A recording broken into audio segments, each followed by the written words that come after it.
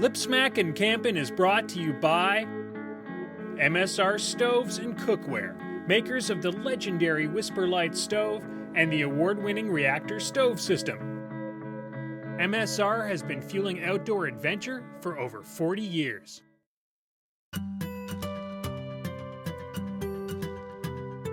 Hi, my name is Christine. And I'm Tim. And welcome to this episode of Lip Smackin' Campin'. Today we're going to talk about how to dehydrate your food, and we're going to try to help you overcome any fears you might have of drying your food. We dry because we can increase the amount of food and variety that we're going to eat on the trail. We dry because we're able to prepare much of the food at home, making it much simpler to eat when we get on the trail.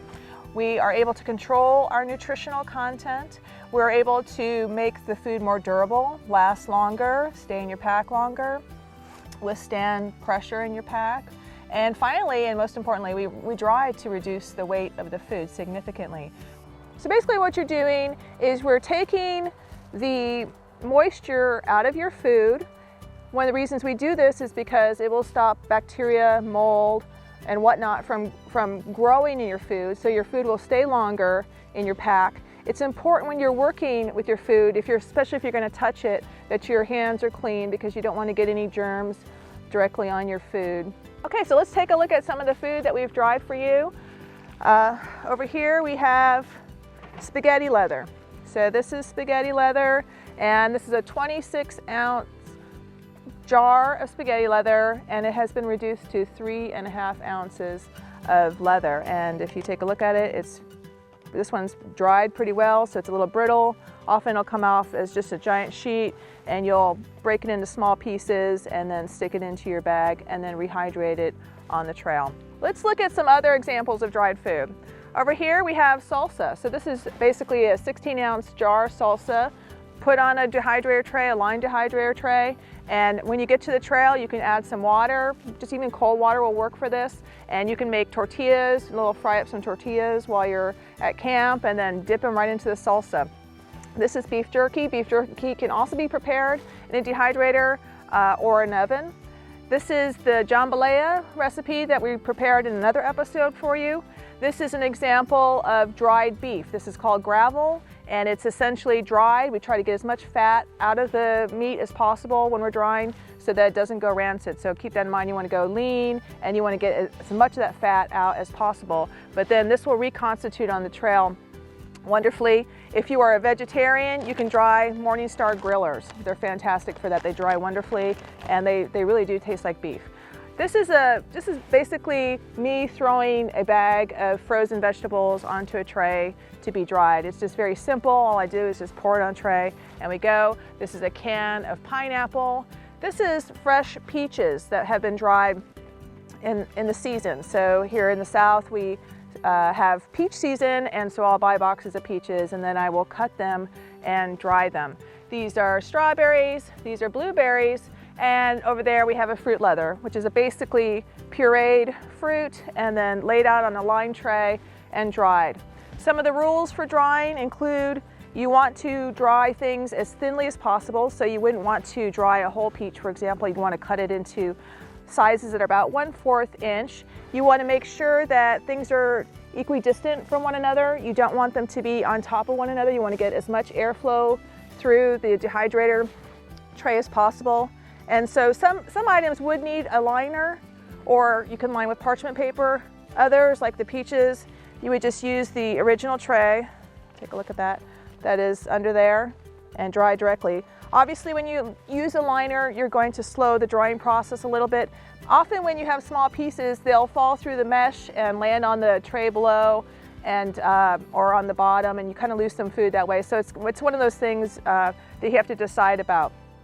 Also, when you're drying, you want to dry as much as you can in the dehydrator at a time, obviously, to save energy. But when you're drying, think about what you're drying, because those smells will intermingle with one another. And for example, if you were to dry your strawberries with your spaghetti leather, your strawberries are going to pick up the smell of the spaghetti leather and probably won't taste very good. There's different ways to enhance the preservation of your dried food.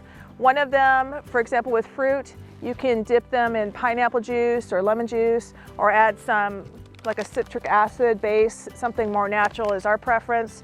And this will help the color, to help to retain the color, and help it to be preserved just a little bit longer for you on the trail. With some vegetables, you may want to blanch them prior to drying to stop the enzymatic process, and which would cause it to prematurely go bad on the trail. Okay, so now we're going to talk about the different types of equipment you can use to dry.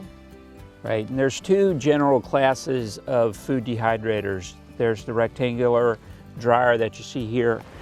There's also the round model, and they both have their strengths and weaknesses. It really comes down to personal preference, but the round model is generally less expensive for the same level of quality drying. People like them because the trays are stackable. You can you can add as many as you want, or as few as you want.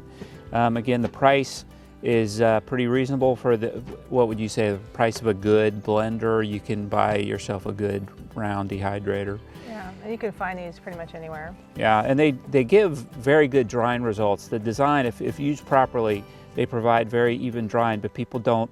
One of the drawbacks is that when you're dealing with leathers, like Christine showed earlier, they don't lend themselves to the round, disc type tray as well, as far as working with them and pouring the liquid in and then taking the dried product out. And so that leaves the rectangular model that you see here. And these generally, for a quality dryer, they run perhaps 2 to 3 times more than a round dryer, I would say. But they're the higher end models have very high capacity, a lot of trays. If you look, if you can see inside, a lot of shelves, a lot of you can really dry a lot of foods. There's a third option for drying your food, and that's your kitchen oven. Many ovens don't have adequate temperature control necessary for drying fruits and vegetables and food products that require a lower temperature. If you would like to use your home oven, your kitchen oven, to dehydrate, your oven's going to have adequate temperature control. It's going to have to be able to get down to about at least 170 degrees, if not lower, and be able to maintain that temperature. If you can get down to 170, then you'll be able to dry meats. If you can get down to the 140, 130 degree range, that's Fahrenheit, you'll be able to dry fruits and vegetables as well. And finally, the link between dehydrating and the trail is storage and packaging, and that step needs to be, care and attention needs to be paid to that step. When you take your food from the dehydrator, you want to make sure that, you want to check and make sure that you fully remove the moisture, because water is what sparks spoilage, and the more water you remove, the better. Store your food in the refrigerator or the freezer. You'll lengthen the shelf life. You'll be able to get a year's worth of storage at least from many of these foods, to keep it fresh, keep it cold. And then when it's time to go to the trail, what you want to do is take your dried foods and partition the foods for your meals, for your individual recipes, and pack your dried foods in a small of a Ziploc bag that meets your needs. And the reason why you want to do that is, if your meal would fit in a snack size bag, don't use a gallon size bag. That's that much more plastic and waste. It also traps a lot of air, and you'll find that if you have many meals with a lot of trapped air, it's going to be bulky in your backpack. So choose your storage method carefully. Make sure that once you're done, that with your dried foods and you've prepared your recipe, that you weigh it on a kitchen scale. If you do that and check against the weight that the recipe is supposed to produce, you'll be assured that you prepared the recipe properly. That's important when using dried foods. And do these things, take these tips into consideration, and you're going to have excellent meals on the trail. Thanks for joining us for another episode of Lip Smackin' Campin'. For hundreds of mouth-watering camp recipes and invaluable information for making your next camp trip memorable for all the right reasons, check out Tim and Christine Connor's best-selling series of books. For more information or to purchase books, visit lipsmackincampin.com.